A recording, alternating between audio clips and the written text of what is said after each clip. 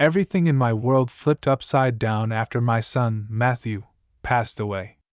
I never imagined that the woman he married would kick me out of their house like I was an old couch left on the curb. On the day of the funeral, standing in the cold drizzle of a Seattle spring, she didn't even bother hiding her indifference. "Don't expect a penny from Matthew's estate, Frank," Lauren said, scrolling through her phone while people milled around my son's grave. Her voice was sharp, echoing louder than the church bells down the block. "Everything here is mine now, and you'd better remember that." I clenched the folded funeral program in my trembling hands, unsure if my heart was breaking from grief or anger. The air was thick with the scent of rain and lilies, but Lauren looked untouched by it all, standing in her designer coat, one Matthew had given her the Christmas before his diagnosis. I caught the eyes of a few guests, old friends from my engineering days, a couple of Matthew's colleagues from Portland TechWorks, even Mrs. Bennett from the church, who looked at Lauren like she couldn't believe what she was hearing. I cleared my throat, my voice rough. "Lauren, we just laid Matthew to rest. Can't you show some respect for his memory?" She slipped her phone into her bag and gave me a cold stare. "I've spent months pretending, Frank. Now I get to live my life. I was a wife when it was convenient. Now I'm a survivor, and that's all anyone needs to know."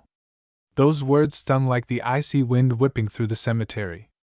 My mind, always logical, always precise from decades of engineering bridges and fixing broken radios in my garage, couldn't make sense of the woman Matthew had loved for 8 years. Had she always been like this, or was this what grief did to some people? Lauren strode off toward her silver SUV without a single backward glance. The car, a gift from my son on their 5th anniversary, roared to life and vanished down the winding path of Oakdale Memorial Park, taking with it the last of my illusions. The crowd thinned, and soon only I remained, except for my neighbor, Mrs. Goodman, who quietly placed a hand on my shoulder. I stared at the photograph on the funeral program, Matthew, just 25, standing by the Space Needle, beaming with pride. I remembered how, as a boy, he begged me to help him build model rockets in our garage in Tacoma. He'd always painted them bright orange and blue. "Because no one else does, Dad." Matthew's stubborn creativity would go on to make him a fortune, launching an app that helped organize people's lives in ways I barely understood, and selling it for more money than I'd made in my whole career. I remember the dinner when he told me about the sale. "Dad, I'll take care of you when you retire. You took care of me my whole life." Now, standing by his grave, I felt a different kind of pride, a pride twisted up with longing and regret. I thought about those Sunday dinners at his place in Redmond after his mother died. Just me, Matthew, and Lauren. The house was always clean, always filled with the soft sound of jazz, and Lauren always seemed just a little too impatient for the evenings to end. I'd promised my boy I'd look out for Lauren if anything happened. He'd laughed. "She's tougher than she looks, Dad." Maybe he was right, or maybe he just didn't want to see what was coming. The rain picked up, and the groundskeepers were starting to fill the grave. I closed my eyes and tried to remember the best parts: Matthew's wild ideas, his first science fair ribbon, his joy when he got into the University of Washington. He'd always dreamed bigger than anyone in our family. His mother used to joke that he was born with rocket fuel in his veins. When I finally opened my eyes, I felt something shift inside me. This wasn't just loss. It was betrayal. And I had the strangest feeling that, even from the grave, Matthew was watching out for me, just as he always promised. As the sky darkened and the last mourners drove away, Mrs. Goodman pressed a slip of paper with her phone number into my palm. "Call if you need anything, Frank. I mean it." Her voice was soft, but her grip was firm. The simple kindness nearly broke me. But I couldn't cry. Not yet. There was too much I didn't understand, and something told me Lauren was just getting started. I didn't sleep that night, not really. I lay in the stiff bed of my little rental apartment, the one above Jimmy's Diner on 5th Street, listening to the city's late-night sirens and the distant rumble of trains headed north. I kept seeing Matthew's face, that familiar spark in his eyes, and replaying every conversation I'd ever had with Lauren, searching for warning signs I'd missed. Morning brought no relief. My phone buzzed with a message from Lauren. "Come pick up your things by noon. I need the guest room for storage." No greeting. No condolences. Just an order. As if 18 months of caring for her husband during his illness had left me owing her something. I made the drive to their house in Redmond, knuckles white on the steering wheel. It was still hard to believe that house wasn't mine too, after all those evenings I'd spent helping Matthew fix leaky faucets and hang shelves. The place looked the same as always, neat, tidy, not a single leaf on the walkway. Lauren's SUV was parked in the driveway, shining even in the weak March sunlight. There were 3 suitcases and 2 cardboard boxes waiting for me on the porch. No one opened the door. I knocked, more out of habit than hope. After a moment, the door opened just enough for Lauren to appear, her expression blank. "Your things are here," she said flatly. "I need to get ready for work calls." "My workshop?" I asked, my voice trembling. "The model planes Matthew and I built?" She shrugged. "Everything you built with Matthew is in those boxes. The rest belongs to me. The tools and the workshop stay. You have 15 minutes. I felt a cold wave rush over me. My hands shook as I checked the boxes. She'd packed his old baseball glove, some framed photos, and the smallest box of model rockets. Everything else, his journals, the tools, the half-built projects, were locked away. Out of reach. "This isn't right, Lauren," I managed. "Matthew would have." "Matthew's gone," she interrupted, eyes hard. "And this house is mine, Frank. I have the papers. If you're not gone soon, I'll have to call the police for trespassing." The casual cruelty of her words stunned me. She was ice cold, like a stranger wearing the mask of my son's wife. For a moment, I almost pleaded, almost begged her to let me inside, to let me keep the one thing Matthew and I had built together. But I saw in her eyes there was no point. I loaded the suitcases into my aging Chevy Malibu, ignoring the curious looks from the neighbors. Lauren watched from behind the screen door, arms crossed, her face unreadable.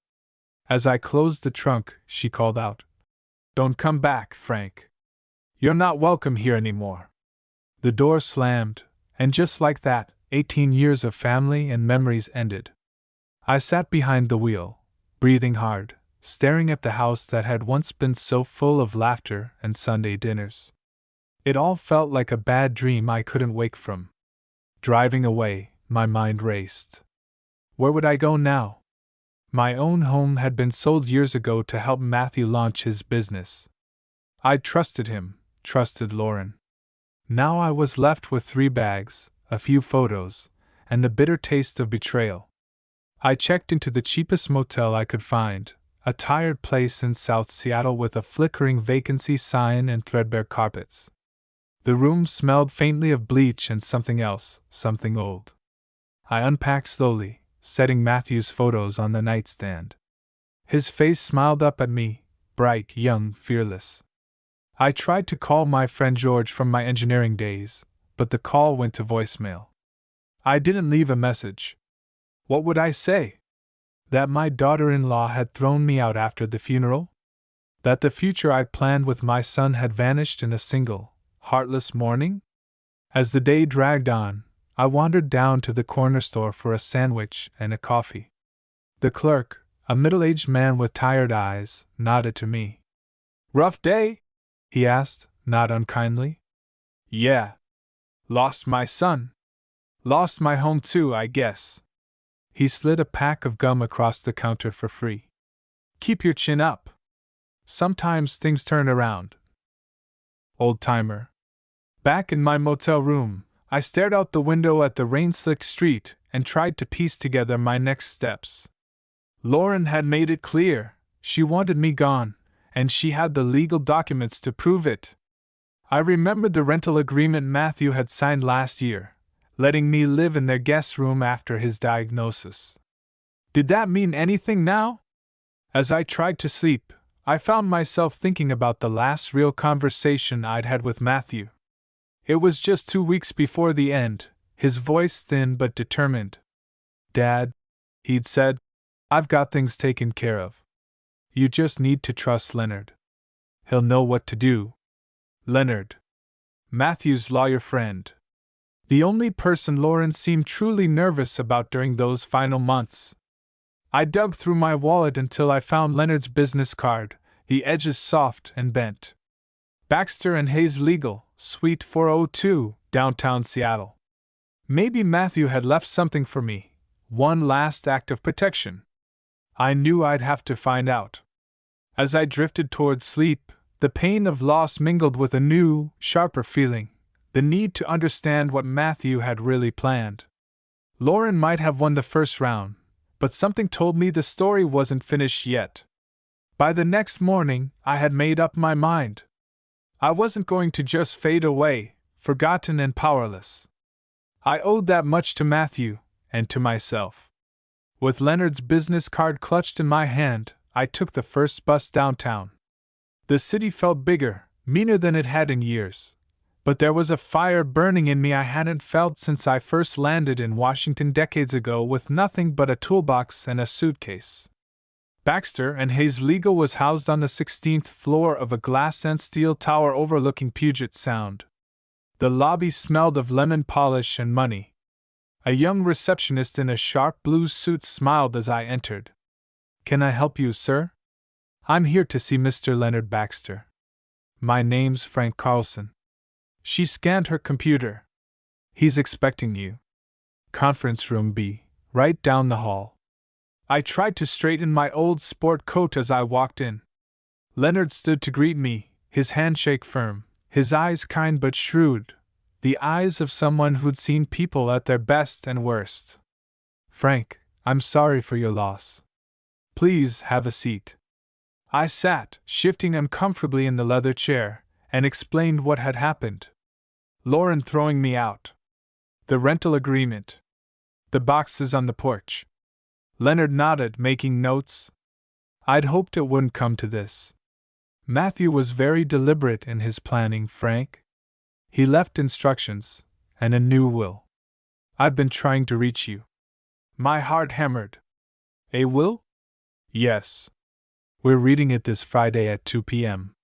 You, Lauren, and a few witnesses Matthew named, his friend David from the company, Mrs. Goodman as a family representative.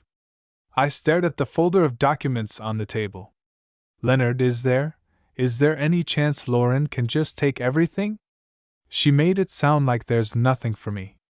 That I'm just an old tenant. Leonard's smile was reassuring, almost sly. Frank, your son wasn't naive. He made sure his wishes would be honored, no matter what. But I can't discuss details yet. Please bring any documents Lauren gave you about the rental or your tenancy. We talked for almost an hour. Leonard promised his firm would handle all expenses and paperwork. Matthew arranged it, he said, right down to the last detail. He wanted you protected, Frank. Walking out of that office, I felt lighter for the first time in weeks. It was like feeling the ground under my feet again after months of uncertainty. Lauren might think she had boxed me out of Matthew's life, but my son had played a longer game. I just needed to be patient a little longer.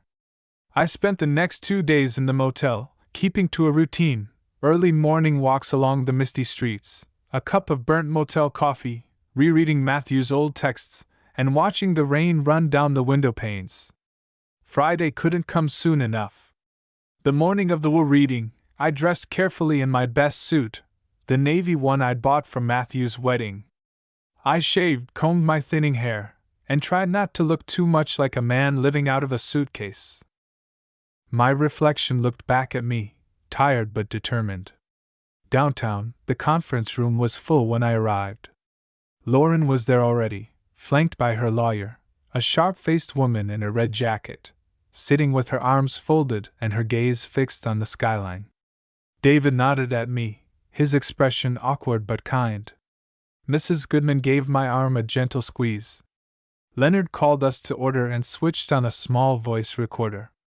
This is the reading of the last will and testament of Matthew Carlson, dated January 15, 2024.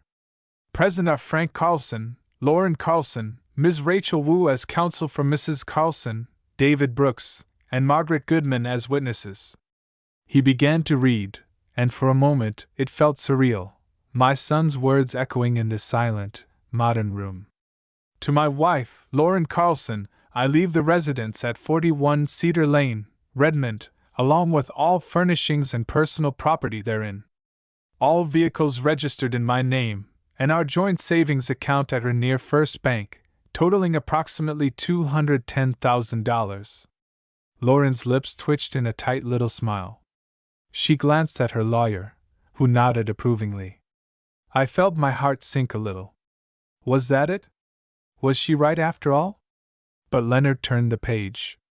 To my father, Frank Carlson, who cared for me during my illness, I leave the following: 50% of my ownership in PTW Software, including all shares, voting rights, and distributions.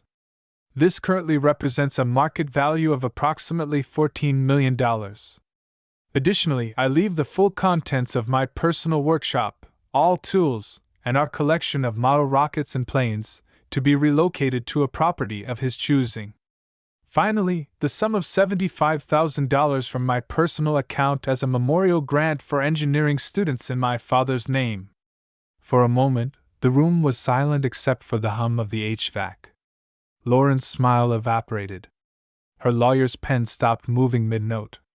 David let out a low whistle, and Mrs. Goodman squeezed my hand so tightly I almost winced. Lauren stood suddenly, her chair scraping back. This is ridiculous. He was sick, he didn't know what he was doing. Frank manipulated him. I'll contest every word of this. Leonard didn't even look up. All provisions are legally valid and carefully documented, Mrs. Carlson. Matthew's capacity was verified at the time of signing, and the process was witnessed by 2 attorneys and his physician. Lauren's face was white with fury. This isn't over. The reading continued, but I barely heard the rest. Half of Matthew's company? The workshop? The money for students? He'd remembered every promise, every late-night talk, every dream we'd ever shared. As the meeting ended and people filed out, Lauren's lawyer tried to calm her, but she pulled away. She shot me one last, venomous look before disappearing into the elevator. I stood by the window, looking out at the city, feeling my knees almost give out. It was too much: relief, gratitude, the ache of knowing Matthew had done everything he could to protect me, even from beyond the grave. Leonard came over and put a hand on my shoulder. Your son was a remarkable man, Frank. He made sure justice would be done, even if it took time. I nodded, unable to trust my voice. I looked at the city spread below me and whispered, Thank you, Matt. Thank you, son. But even then, I knew this wasn't the end. Lauren was angry, and angry people rarely give up quietly. I'd have to be ready for whatever she tried next. Lauren wasted no time. By Monday morning, she'd filed a formal contest of the will, claiming undue influence and diminished capacity. My phone buzzed with calls from Leonard's office, explaining the next steps. Don't worry, Leonard said, his calm voice a steady anchor. Your son planned for this. He left video statements, medical records, everything the court will need to see the truth. I'd been through tough times before, but never anything like this. A legal storm, fueled by someone I'd once called family. Lauren's lawyer sent letters, emails, even a process server to my motel room, each notice more aggressive than the last. But Leonard and his team stood between me and the chaos, filing counter motions, collecting testimony, and gathering the records Matthew had prepared during those final months. The waiting was the hardest part. I spent my days wandering Seattle's neighborhoods, trying to keep busy, trying not to drown in memories. Sometimes I'd stop by the waterfront, watching fairies come and go under low gray skies, thinking about the summer Matthew turned 10 and we built a makeshift sailboat from scrap wood and old blueprints I'd saved since college. Those were good days, before sickness, before lawyers, before I'd ever heard the phrase conditional inheritance. My thoughts always circled back to one question: why had Lauren changed so much? Was it greed? Grief? Or had I just missed the signs all along? One day, as I sipped coffee in a corner diner, Mrs. Goodman called. "Frank, if you need anything, a meal, someone to talk to, don't hesitate. The neighborhood's talking, but most folks are on your side. They remember what you did for Matthew, how you took care of him when Lauren disappeared into her office for hours on end." Her kindness hit me like a warm blanket after a cold rain. I thanked her, promised to visit soon, and hung up feeling a little less alone. That afternoon, I went to my old garage workshop, now locked up in Lauren's backyard. I stood on the sidewalk, staring at the place where Matthew and I had spent so many weekends, sanding, painting, arguing over which rocket fuel mixture would go farther. The window was dirty, but I could make out the workbench, cluttered with unfinished projects, the purple and blue model rockets gathering dust. A deep ache settled in my chest. So much lost. But I remembered Leonard's words. "Matthew made sure the workshop and everything in it is yours." I just had to be patient. A week later, the first court hearing was scheduled. Leonard picked me up in his silver sedan, his briefcase bursting with documents. "This is just the beginning, Frank. Lauren's team will try to rattle you, but stick to the facts.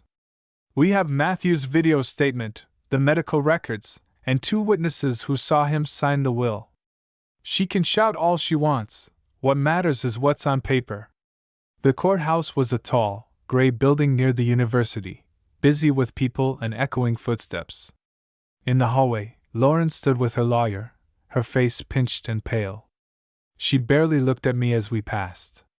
I took a deep breath and followed Leonard into the hearing room. The judge was a woman in her 60s, her hair pulled back in a tight bun, her voice calm but commanding. Lauren's lawyer launched into a dramatic speech about manipulation, confusion, and a father exploiting his dying son. She showed emails, text messages, none of which proved anything except that I'd cared for Matthew every day he was sick. Leonard stood, cool and methodical, and introduced the medical records. He played Matthew's video, recorded just weeks before he died. On screen, Matthew's voice was steady, his gaze direct. "If you're watching this, I'm gone. Dad, you took care of me when nobody else did. Lauren, I hope you understand this is what I want. I've thought it through. I want my father to have a future, and I want the company to keep building something good. Don't fight this. Please."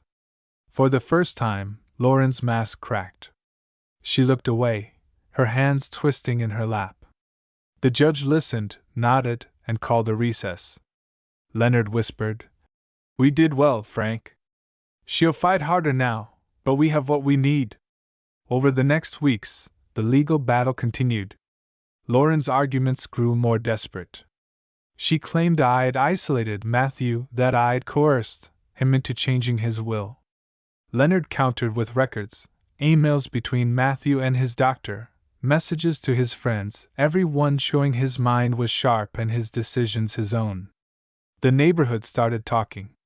Some neighbors crossed the street to avoid me, but most offered small kindnesses: homemade bread, a quick handshake, a nod at the grocery store. One evening, I bumped into David from PTW Software. He stopped me outside the convenience store. "Frank, I want you to know, Matthew was proud of you. We talked a lot near the end. He said you were his hero, the reason he kept fighting as long as he did." I blinked away tears, grateful beyond words. "Thank you, David. I just wish I could have done more." Weeks stretched into months. The court appointed an investigator, an older man named Mr. Wallace, who interviewed everyone: me, Lauren, Mrs. Goodman, even Matthew's old doctor. He came to see me at the motel, a yellow legal pad in hand. Mr. Carlson, I've seen a lot of families fall apart over money, but the record here is clear. Your son knew what he wanted. You did right by him. The final hearing was set for early summer. On the day, Leonard and I sat outside the courtroom on a wooden bench, watching the sunlight filter through dirty windows. No matter how this goes, Frank, you should be proud of what you did, Leonard said quietly. Your son trusted you with everything. I nodded, my hands shaking just a little. Let's hope the judge sees it the same way. Inside, the judge reviewed the files for what felt like hours. Finally, she spoke, her voice firm but gentle. I find that the will is valid. The evidence is overwhelming. Mr. Carlson, your son intended for you to inherit as described. Mrs. Carlson, I understand your grief, but your contest is denied. Lauren looked like she'd been struck. Her lawyer gathered the papers in silence. Leonard squeezed my shoulder, his smile weary but victorious. It was over. But when I stepped into the warm sunlight outside, I realized nothing would ever be quite the same. Matthew was gone. The house, the company, the workshop, they were only things. What I really wanted was one more conversation, one more afternoon tinkering with rockets in that cluttered garage. But as I walked back to the bus stop, the summer breeze on my face, I heard Matthew's voice in my mind, strong and proud. You did good, Dad. Now it's time to live your life again. The weeks after the court's decision passed in a kind of daze. Suddenly, I was no longer fighting for my dignity in courtrooms or living out of a suitcase. Leonard's team arranged everything with clinical efficiency. Lauren was served official notice. She had 30 days to vacate the house and workshop. I was, in the eyes of the law and the city, the new owner of everything my son had left behind. But the victory didn't taste as sweet as I'd imagined. I stood on the porch of that Redmond house, keys in hand, looking at the garden Matthew once planted with me, a row of sunflowers, now tall and wild. The place felt haunted, filled with memories and echoes. Inside, the air was stale, as if even the walls had been holding their breath, waiting for resolution. Lauren was gone. She'd left behind little but the bitter scent of expensive perfume and a few empty jewelry boxes. Her departure had been quick and clinical. She didn't say goodbye. She didn't need to. My first act was to unlock the workshop. The old padlock gave way with a satisfying snap, and I stepped inside, greeted by the familiar smell of sawdust, oil, and hope. There were the model rockets Matthew and I had built, the blue and orange Space Hawk, the first one that ever flew straight, the battered Aurora, which had survived more crashes than I could count. All of it was still here, untouched, as if time had paused the moment Matthew last stood at that bench. I spent the next few days cleaning and sorting, turning the cluttered chaos into something resembling order. For the first time since Matthew's death, I felt useful again, fixing, building, dreaming. At night, I'd sit on the back steps, staring up at the Seattle sky, remembering how we used to point out the constellations. Sometimes I'd talk aloud, as if Matthew might answer back. News spread fast through the neighborhood. Some folks stopped by with casseroles or to offer congratulations. Others just nodded, uncomfortable, unsure what to say to a man who'd both lost and gained so much in so little time. One afternoon, as I was sanding down a rocket's fuselage, David Brooks knocked on the door. "Frank, we're having a little gathering at PTW Software. It'd mean a lot if you came by, say a few words about Matthew, maybe talk to some of the team." I hesitated. "I'm not much for speeches these days, David." He smiled. "You don't have to be. Just be yourself. People need to hear from you." That night, I stood in the glass-walled conference room overlooking Lake Washington, surrounded by Matthew's colleagues. There was a slideshow of old photos: Matthew at the company holiday party, Matthew hiking in Mount Rainier National Park, Matthew presenting his crazy ideas on whiteboards. I talked about the boy who'd painted rockets with wild colors, who'd always believed in doing things differently, who taught his old man about hope, even when the odds were long. When I finished, the room was quiet. A few people dabbed their eyes. David clapped me on the back. He'd be proud, Frank. Later, as the crowd thinned, I found myself deep in conversation with a young engineer named Maya. Matthew always said you were the reason he got into tech. She told me. He used to talk about your garage, how you let him break things just to see if he could put them back together. I laughed. I always figured failure was the best teacher. Guess he took that to heart. Maya grew serious. The company's in transition. With you as majority shareholder, we're hoping you'll help guide us. Not run the place, just be there like a compass. We want to honor his vision. I felt the weight of her words. Me, a 68-year-old retiree, suddenly responsible for a company worth millions. It was overwhelming, but it was also a second chance, a way to make sure Matthew's legacy lived on. I spent the next weeks meeting with the leadership team, reading through stacks of business plans and financial statements. I didn't always understand the technical jargon, but I recognized hard work, creativity, and loyalty. I made a decision. Half of Matthew's shares would fund a scholarship program for engineering students from working-class families, kids like Matthew once was, who just needed a little help to dream bigger. Word spread. Local papers ran a story about the rocket grandpa, who'd taken over his son's tech empire and was giving back to the community. Strangers started to greet me on the street, some offered advice, others just a handshake. But not everyone was happy. Lauren's lawyer sent angry letters, threatening further legal action. There were a few tense phone calls, accusations, demands, promises of appeals. Leonard handled them all, keeping me shielded from the worst of it. One evening, as the sky flared gold over the city, Mrs. Goodman came by with a homemade apple pie. We sat on the porch, sharing slices and stories. You know, Frank, you're a stubborn old fool, but you did right by Matthew. And you're doing right by this town. Her words warmed me. For the first time in a long while, I felt at peace. That night, as I lay in bed with the window open to the summer air, I thought about the future.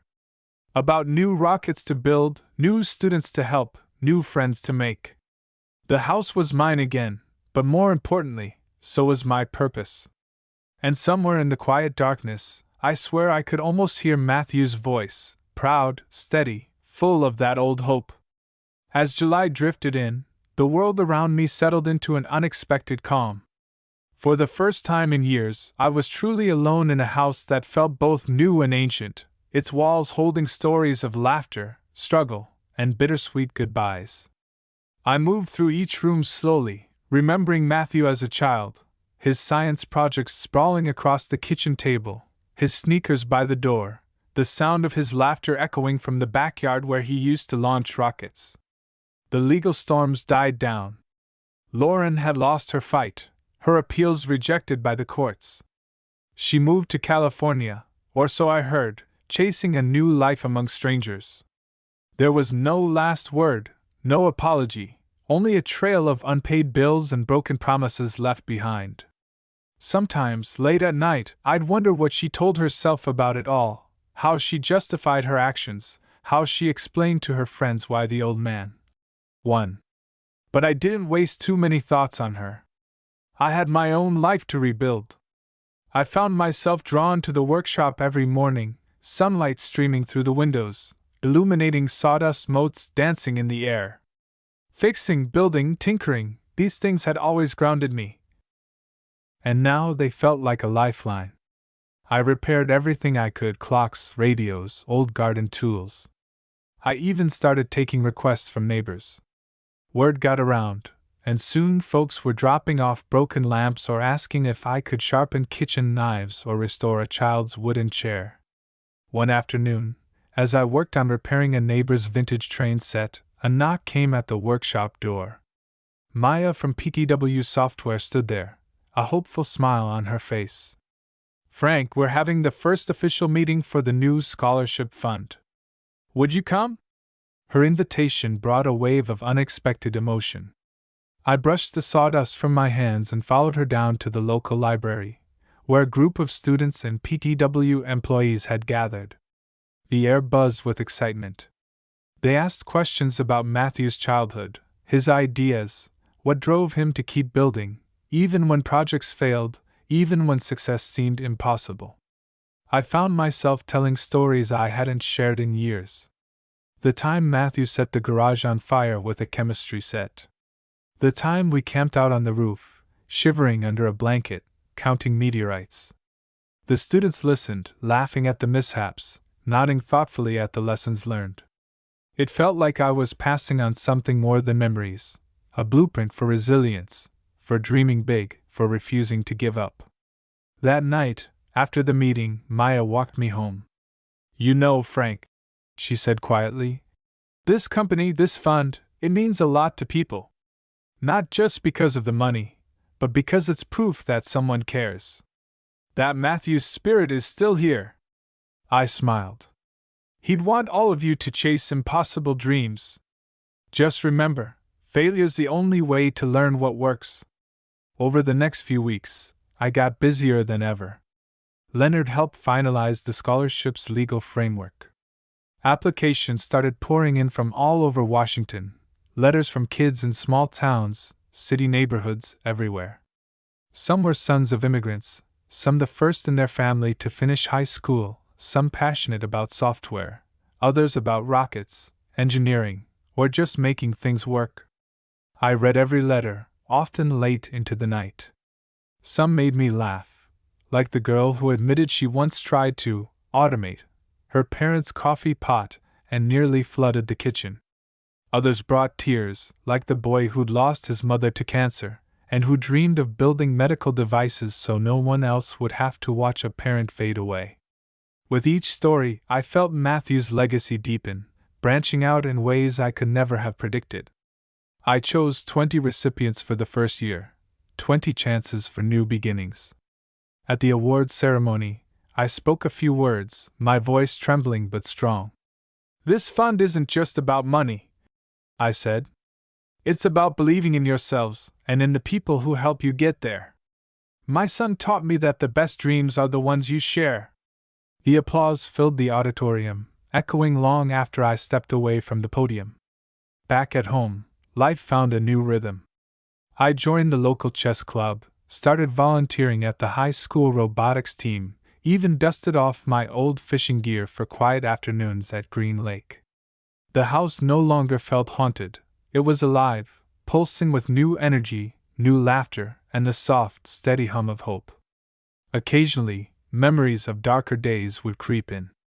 The bitter fights with Lauren, the loneliness of the motel, the fear that I'd lost everything. But those shadows never lingered. I'd look at Matthew's photo on my desk, the rocket models lined up on the shelf, and I'd remember what mattered: kindness, courage, forgiveness, and the willingness to keep moving forward. One evening, as the sun set over Seattle, Mrs. Goodman stopped by with a fresh loaf of bread. We sat on the porch, watching the sky fade from gold to indigo. "You know, Frank," she said, "you've built something remarkable out of heartache. Matthew would be so proud." I nodded, grateful for her friendship and the unexpected blessings that had come from so much loss. And as night settled over the house, I felt a peace I hadn't known in years, soft, quiet, but unbreakable. By the end of that summer, it finally felt like my life belonged to me again. It wasn't the life I'd planned, with Matthew gone, and the world forever changed, but it was mine, rebuilt from the ashes, one day at a time. With the house fully my own, I made small changes that made a big difference. I painted the front door bright blue, just like the color of Matthew's first bike. I set up an old radio in the kitchen, tuned to classic jazz, his favorite. I planted sunflowers along the fence, a tribute to those summer days we spent digging in the dirt side by side. But the biggest change wasn't in the house. It was in me. I learned to forgive, even when I thought I never could. Lauren was just a shadow now, her bitterness replaced by the warm light of new friends and second chances. There was no point in holding on to anger. it would only poison the future. I devoted more time to the workshop, turning it into a place where kids from the neighborhood could come and learn how to fix a radio, build a rocket, or simply see that failure wasn't something to fear. The laughter and curiosity of children filled the space, echoing the energy Matthew used to bring. Once a week, Maya and the team from PTW Software would join us, running hands-on STEM workshops. Sometimes we'd end up with more glue in our hair than on the projects, but no one seemed to mind. The scholarship recipients, some just 18 and wide-eyed, would visit, sharing their dreams and asking for advice. The Dennis Carlson Memorial Scholarship grew in size and reputation. Over the next year, we expanded from 20 to 50 recipients, partnering with local colleges and engineering societies. I found myself on stage more than once, presenting awards, shaking hands with students whose eyes gleamed with hope and possibility. One brisk autumn evening, I received a letter in the mail, handwritten, addressed in careful script. It was from a scholarship recipient named Ben, who'd grown up in a tough Seattle neighborhood. He wrote, "Mr. Carlson, I used to think the world was stacked against people like me. My mom worked nights, my dad was never around, and most folks didn't expect much from kids who lived where I did. But your scholarship didn't just give me money for college, it gave me faith. Someone believed I could build something. I promise I won't waste this chance. Thank you for giving me a future." I read the letter 3 times before I set it down, tears blurring my eyes. Matthew would have loved this, seeing his legacy multiply through others, watching a single act of kindness ripple through a community, a city, maybe even the world. Winter settled over Seattle, but my house was warm, always alive with conversation and laughter. Mrs. Goodman became a regular guest, bringing fresh pies and stories from the neighborhood. The old man, from upstairs at Jimmy's Diner, would drop by, too, bringing advice about woodworking or just an extra pair of hands for tricky repairs. Sometimes I'd sit by the window, mug of coffee in hand, watching rain beat against the glass and thinking about all that had changed. It hurt, still, to miss my son, but the ache was gentler now, more like a reminder to cherish each day than a wound that wouldn't heal. On the first anniversary of Matthew's passing, Maya and the PTW team held a memorial picnic at Green Lake Park. We released model rockets, each one painted in bright colors: orange, blue, purple, and gold, just as Matthew would have liked. As the rockets soared skyward, the crowd cheered, and I felt his spirit with us, brave, creative, free. Standing there, surrounded by friends, students, and neighbors, I realized something profound: love outlasts loss. Legacy isn't just about money or property. It's about the people we lift up, the lives we change, and the kindness we plant in the world like seeds. If you told me 2 years ago that I'd lose my son, my home, and almost everything I held dear, I wouldn't have believed I could survive. But I did. I found purpose again, in giving, in teaching, in choosing hope. And sometimes, late at night, when the world is quiet, I swear I can still hear Matthew's laughter. I like to think he'd be proud of the man I've become, not just a survivor, but a builder, a mentor, a grandpa to a new generation of dreamers. If I've learned anything, it's this: no matter how dark the road becomes, keep moving forward. Cherish the memories, forgive the past, and build something good with whatever time you have left. Because sometimes, in the very act of helping others fly, you'll find your own heart soaring, too.